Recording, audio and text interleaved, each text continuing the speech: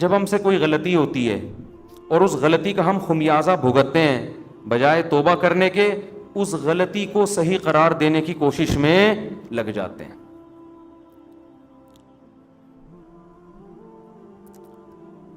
اپنا ہی واقعہ سنانے میں کوئی حرج نہیں ہے میرا خیال ہے۔ آج میں جمعے میں نہا کے واش روم سے نکلا تو الماری کا جو ہے نا، ہمارے گھر کی الماری کا وہ دروازہ کھلا ہوا تھا، جیسے وہ شیشہ تھا اس کا کھلا ہوا تھا، میں ٹکرا گیا اس سے۔ گھر میں نے بچوں کو کہا کہ بھائی یہ بند کرنا چاہیے تھا نا، کوئی بندہ ٹکرا سکتا ہے۔ تو جی ایچ کیو سے جواب آیا کہ خود بھی انسان کو دیکھنا چاہیے۔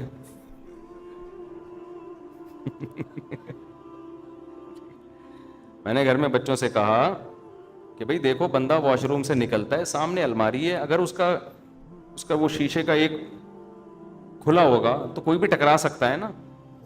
تو جی ایچ کیو آپ کو پتا ہے آرمی کسی کے سامنے جھکتی اور دبتی نہیں ہے، تو جی ایچ کیو سے فوراً رپلائی آیا کہ انسان کو خود بھی دیکھنا چاہیے۔ تو مجھے ٹکرانے پہ غصہ نہیں آیا، جو جی ایچ کیو سے رپلائی آتا ہے نا، غصہ تو نہیں خیر، لیکن اس پہ میں نے کہا دیکھو بھائی، اصول یہ ہے کہ جب کوئی وزیر اعظم نصیحت کرے نا تو نصیحت کا فوراً رپلائی آنا یہ اچھا، یہ ویسے اصول زندگی گزارنے کے سیکھنے چاہیے۔ اس وقت انسان کہتے سوری، اس وقت کیا کہتے سوری، یہ ٹھیک ہے چلو جی۔ گھروں میں جھگڑے یہیں سے تو ہوتے ہیں۔ اب ہم تو خاموش ہو گئے کیوں، آگے جی ایچ کیو کے آگے کون بول سکتا ہے، لیکن ہوتا کیا ہے، آدمی پھر جواب میں دیتا ہے۔ میں جب آپ سے کہہ رہا ہوں کہ اس کا دروازہ بند ہونا چاہیے، ہم باہر نکلیں ٹکرا گیا، یہ میری غلطی ہے آپ کی غلطی ہے؟ ایک تو غلطی آپ کی، اوپر سے آپ کہہ رہے ہو کہ آپ کو دیکھنا چاہیے۔ بھائی میں تو ایک دم سے نکلوں گا نا باہر، تو وہ جواب آگے سے آئے گا، بھائی آپ کے بھی تو چشمہ نہیں لگا ہوا نا، نظر تو ٹھیک ہے، ہم سے غلطی ہو گئی، کھڑکی کھلی رہ گئی ہے، دروازہ کھلا رہ گیا، تو آپ کو بھی تو نظر آ رہا ہے نا۔ اب بتاؤ اس مسئلے کا قیامت تک کوئی حل ہو سکتا ہے؟ میں جواب میں کہوں گا نہیں، میری غلطی نہیں ہے، کیونکہ انسان جب اچانک نکلتا ہے اور پٹ کھلا ہوا ہو تو ٹکرائے گا، آنکھ بھی پھوٹ سکتی ہے، سر بھی پھٹ سکتا ہے۔ اگلا جواب میں کہ اس وقت ٹکرائے گا بشرطے کہ آنکھیں بند ہوں، کھلی بھی ہوں تو نہیں ٹکرائے گا۔ گھروں میں جھگڑے یہیں سے شروع ہوتے ہیں، پھر جو لڑائیاں ہوتی ہیں، پھر آگے ابے تو سنتی نہیں ہے، ایک تو میں نصیحت کر رہا ہوں اور پھر اوپر سے جواب دے رہی ہے، پھر یہ وہ، پھر جناب سالے آ گئے، یہ تو تم سے جب سے شادی ہوئی ہم پچھتا رہے ہیں یار، تمہارا تو کبھی سر ٹکرا رہا ہے، کبھی تمہارے پاؤں ٹکرا رہے ہیں، کبھی تمہارے گھٹنے ٹکرا رہے ہیں، کبھی تم پھسل رہے ہو، تمہارا تو کام ہی ہے، تم تو اندھے ہو، تم تو بہرے ہو، تم تو کاڑے ہو، تم تو لنجے ہو، تم تو ٹنڈے ہو۔ داماد کو جو نا معذور بنا کے طلاق ہے، نصیحت سنتی نہیں ہے۔ تو اس کا طریقہ یہ ہوتا ہے کہ جی ایچ کیو سے جب کوئی رپلائی آئے فوراً کیا کر لو، خاموش، اچھا سوری ہماری غلطی ہے۔ کس کی غلطی ہے بھائی؟ ہم ٹکرائے، کسی کی غلطی ہے؟ ہم چپ ہو گئے۔ بعد میں نے کہا یار تھوڑا سا سمجھا دینا چاہیے، سمجھا دیا، سن لیا انہوں نے کہ بھائی جب بھی کوئی نصیحت کرے نا فوراً آگے سے جواب، اصول ہے یہ، زندگی گزارنے کا اصول ہے۔ کوئی بڑا بھی جب سمجھا رہا ہو بیٹے کو، بیٹا یوں، بیٹا آگے سے جواب نہ دینا شروع کر دے، نہیں اصل میں ایکچولی، بھائی تو سن لے چپ کر کے تھوڑی دیر، تیرا باپ ہے وہ کون ہے؟ جب نصیحت کر رہا ہے نا، ہمارے والد صاحب کا تو عادت تھی، وہ نصیحت کر رہے اور ہم آگے سے جواب دے دینا، ہمیں پتا تھا والد صاحب کا پارا، پھر وہ کہتے تھے تمہاری اس غلطی پر اتنا غصہ نہیں آ رہا، یہ جو تم لوگوں میں سننے کی صلاحیت نہیں ہے نا، یہ زیادہ بڑا جرم ہے، یہ زیادہ بڑا جرم ہے۔ دیکھو جو آدمی سنتا نہیں ہے نا اس میں تکبر ہوتا ہے، وہ سمجھتے میں غلط ہو ہی نہیں سکتا، یہ اس کی علامت ہوتی ہے کہ آپ فوراً آگے سے جواب دیں۔ آپ فرض کر لیں کہ یار میں کون سا فرشتہ ہوں، میرے میں غلطی ہو سکتی ہے، یہ والی اگرچہ نہیں ہے لیکن ہو تو سکتی ہے نا، تو سن لو یار۔ زیادہ زیادہ یہ ہو جائے گا میں چھوٹا آپ بڑے، تو کوئی بات نہیں، اس سے کیا ہو جاتا ہے؟ جو مصنوعی عزت حاصل کرنے کی کوشش کرتا ہے وہ کبھی بھی بڑا نہیں بنتا، بڑے ہمیشہ متواضع لوگ بنتے ہیں۔ آج گھروں میں لڑائیاں بہت دفعہ اس لیے ہوتی ہیں، خواتین چپ نہیں ہوتی آگے سے، معذرت کے ساتھ۔ مرد جب کچھ بات کہتا ہے نا غصے میں تو عورت کو چاہیے چپ، خاموش ہو جائے، بعد میں سمجھا دے میاں کو آپ نے یہ جو ارشاد فرمایا تھا ایکچولی یہ غلطی اندھے کون تھے آپ۔ چلی جاتی ہے نا تو پھر وہ اتنا مسئلہ نہیں ہوتا. اب آپ گھر میں جا رہے ہیں, گلاس سامنے رکھا ہوا ہے نا, پاؤں لگا, ٹھوکر لگ جاتی ہے, تو انسان کہتے ہیں گلاس کس نے رکھا. آگے سے بچے جواب دیں یا جی ایچ کیو سے جواب آئے کہ آپ بھی تو دیکھ رہے تھے نا کہ سامنے پڑا ہوا ہے. یہ کیا ہوتا ہے, یہاں سے کیا شروع ہو جاتے ہیں فسادات, کہ بھائی اب غلطی کی توجیہ کرنے کی ضرورت نہیں ہے, بول دو ٹھیک ہے بھائی آئندہ. تو خیر جلدی سے بات کو سمیٹ کے ختم کروں, وقت پورا ہو گیا ہے. تو شیطان کیا کرتا ہے میرے بھائی, گناہ کو آپ کی نظر میں مزین کر دیتا ہے, جن میں ایک بہت بڑا گناہ ہے دنیا سے دل لگانا. حالانکہ یہ دنیا مسافر خانہ ہے, تو ڈالر جتنا بھی مہنگا ہو رہا ہے بری بات ہے, لیکن یہ سوچ کے تسلی کیا کرو ہماری بیسک ضرورت جو ہمیں مسافر کو چاہیے, 2 وقت کی روٹی, سر چھپانے کی جگہ, کم از کم ہماری زندگی میں ابھی اتنے جلدی حالات خراب نہیں ہوں گے کہ یہ روٹی ہم سے چھن جائے. اتنا ڈالر انشاءاللہ مہنگا نہیں ہوگا کہ ہمارے پراٹھے بھی ہم سے چھوٹ جائیں. سمجھتے ہو کہ نہیں سمجھتے؟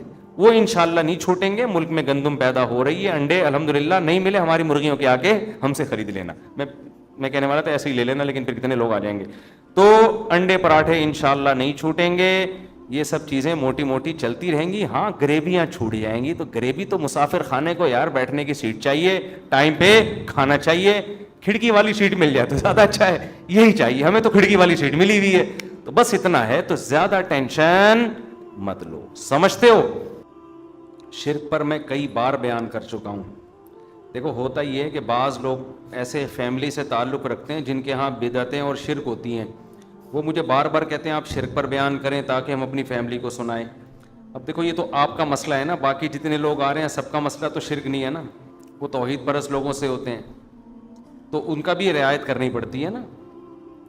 تو مجھے لوگ پرچی دے رہے ہوتے ہیں اس دفعہ آپ یہ کرنا, میرے ان کے گھر میں کوئی جھگڑا ہوا ہوتا ہے, ٹھیک ہے نا, گلاس رکھ دیا, پاؤں سے ٹھوکر لگی, انہوں نے بیوی کو ڈانٹا یہ گلاس کیوں رکھا تھا یہاں, تو اس نے کہا تم بھی تو اندھے ہو. تو لوگ پھر مجھے کہہ رہے تھے اس ٹاپک پر آپ بیان کریں کہ میں نے کہا گلاس کیوں رکھا, اس نے آگے سے کہا آپ نے بھی دیکھا, آپ کو بھی تو دیکھنا چاہیے, تو اس ٹاپک پر بیان کریں. تو ہر آدمی کے اپنے مسائل ہوتے ہیں, تو میں دیکھتا ہوں جو چیز کامن چل رہی ہے مارکیٹ میں اس پر.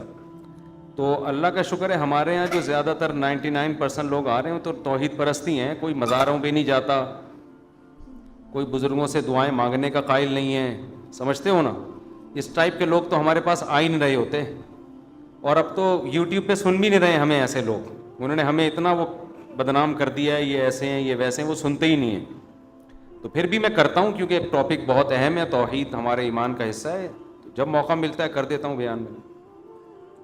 مفتی صاحب تمام کبیرہ گناہوں کی وضاحت کر دیں. دیکھیں چند کبیرہ گناہ ہیں. قتل کرنا انسانی حقوق میں سب سے بڑا کبیرہ گناہ ہے.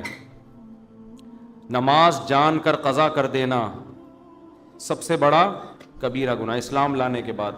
اس کو ہم لوگ بہت ہلکا سمجھتے ہیں. اسلام میں خوب سمجھ لو, جان کر نماز قضا کرنے سے بڑا گناہ کوئی بھی نہیں ہے. خوب سمجھ لیں یہ. امام احمد ابن حنبل کے نزدیک انسان اسلام سے ہی نکل جاتا ہے, اس کو ہلکا نہ سمجھیں. زمین آسمان ادھر سے ادھر ہو جائے, نماز قضا نہیں ہونی. جنگ کی حالت میں اللہ نے اجازت نہیں دی ہے نماز قضا کرنے کی, میدان جنگ میں, تو پھر کہاں اجازت ہوگی. تو نماز قضا کرنا, سود کھانا اور زنا کرنا, شراب پینا, لڑکوں سے بدفعلی کرنا, ماں باپ کو ستاتے رہنا, کبھی کبھار اونچ نیچ ہو جاتی ہے انسان سے, گھر میں ہوتا ہے, اس کا تو قرآن نے بھی کہا ان تکونوا صالحین فإنہ کان للأوابین غفورا. کبھی ماں باپ سے اونچ نیچ ہو جائے توبہ استغفار کرو, اللہ معاف کر دے گا. تو وہ تو ہر گھر میں ہی ہوتی ہے, لیکن ان کو مستقل ٹارچر کرتے رہنا یہ بھی کس میں داخل ہے, کبیرہ گناہ میں. رشتہ داری توڑنا, خونی رشتوں کو, چچا ماموں خالہ پھوپھی بہن بھائی, یہ بہت قریبی رشتے ہیں, ان میں توڑ پیدا کرنے کی کوشش کرنا یہ صغیرہ گناہ نہیں ہے. اگر آپ کی ایک سال بھائی سے بات چیت ہی نہیں ہوتی, بہن سے بات چیت ہی نہیں ہوتی, قطع تعلق کیا ہوا ہے, تو حدیث میں تو آتا ہے رشتہ داری توڑنے والا جنت میں داخل نہیں ہوگا. یہ بہت خطرناک ہے, اس کو کسی طرح سے جوڑ کی کوشش میں لگ جایا کرو. اور بد نظری کبھی کبھار ہو جائے تو صغیرہ گناہ ہے, بار بار کرتے رہو گے تو وہ بھی کبیرہ میں داخل ہے. آج کل ایک حیا کے خلاف مسئلہ ہینڈ پریکٹس کی عادت لڑکوں کو پڑ گئی ہے. کبھی کبھار ہو جائے تو صغیرہ میں داخل ہے, لیکن یہ کام کبھی کبھار نہیں ہوتا, جو کرتا ہے وہ کنٹینیو کرتا رہتا ہے, تو وہ بھی پھر کبیرہ میں داخل ہو جائے گا. تو اس طرح کے ہیں, جھوٹ بولنا, چھوٹے موٹے جھوٹ ادھر کی ادھر چھوٹی موٹی ٹوپیاں لوگ کرا دیتے ہیں, کبھی کبھار ہلکا پھلکا جس سے کوئی نقصان بھی نہیں ہو رہا کسی کو بڑا, تو یہ صغیرہ میں داخل ہے.